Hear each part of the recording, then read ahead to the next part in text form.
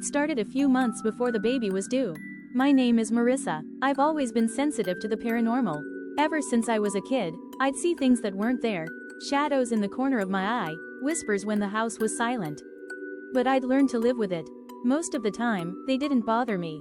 Until we moved into that apartment. It was supposed to be temporary. A small place just until we could afford a house. My husband, Eric, had just started a new job and we needed something quick. The apartment was nothing special, 2 bedrooms, beige walls, thin carpets. But it was quiet, peaceful, even. At first. The first time I saw him, I was alone. Eric had left for work, and I was in the kitchen making toast. I felt that familiar chill. Then I looked toward the doorway, and there he was. A little boy, maybe 7 years old. Long blonde hair that hung in messy strands. Pale skin. He was just standing there, watching me. I dropped the knife I was holding. He didn't move, just stood, like he was waiting. "Who are you?" I asked, my voice barely a whisper. But he vanished. That night, I told Eric. He brushed it off, said maybe it was stress, hormones, or lack of sleep. "You've always seen stuff like that, babe," he said. "Try to relax." I tried. A week later, it happened again. This time, it was worse. Eric and I were asleep. Or, I thought we were. I opened my eyes in the middle of the night and saw the boy again, kneeling beside Eric's side of the bed, staring at him. My blood turned cold. I sat up and said, "Hey," loud enough to wake Eric, but the boy turned toward me. His eyes were blank, cold. He started crawling toward me, quick and jerky like something out of a nightmare. I screamed. Eric jolted awake. "What's going on?" I was already scrambling out of bed, crying, pointing at the empty floor. The boy was gone. Eric held me. "It was a dream," he whispered. But I knew better. The next morning, I heard him. I was home alone, sitting in the nursery sorting through baby clothes. The apartment was quiet except for the hum of the fridge.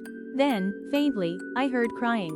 A child's crying. Soft, muffled, like it was coming through the walls. I pressed my ear to the dry wall. It got louder. I knocked. It stopped. I didn't tell Eric that time. He was already stressed, and things between us had been rough since the move. He worked late, came home tired, didn't want to talk about ghosts. But they weren't going away. A few nights later, we were sitting in the living room watching a movie. I was trying to pretend everything was normal. Then, out of the corner of my eye, I saw movement outside the window. Our apartment is on the ground floor. I turned my head, and there was a face watching us. A man's face, pressed against the glass. Just staring. I screamed again. Eric jumped up, ran to the window, threw it open, but there was no one there. We even called the cops. They did a sweep, found nothing. That night, I didn't sleep. The next morning, I went digging. I looked up everything I could about the apartment complex. And I found it. 4 years ago, a woman who lived in our unit had a son. 7 years old, blonde hair. She was going through a custody battle. Her ex-husband had a history of abuse. One night, the boy went missing. The mother claimed she tucked him in and he was just gone. Police searched the area but found no evidence. No forced entry. No body. No arrest. It was ruled accidental disappearance. But now I knew who the boy was. And I think he was trying to tell me something.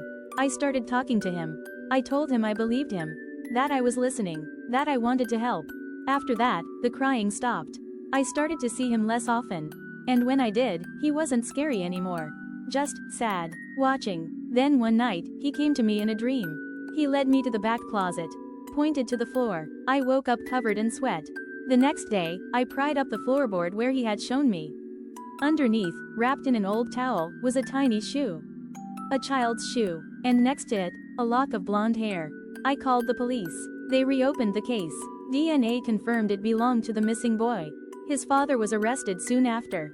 They say the evidence they found in his garage matched the boy's belongings. Turns out, he had a key to the apartment. They think he took the boy in the middle of the night and tried to cover it up. The mother cried when they told her the truth. She had blamed herself for years. After that, the boy never appeared again. It's been months. We had our baby, a little boy. And the apartment is peaceful now. But sometimes, when the baby is asleep, I sit in the rocking chair, and I feel like we're not alone. Not in a scary way. In a thankful way, like someone's watching over us.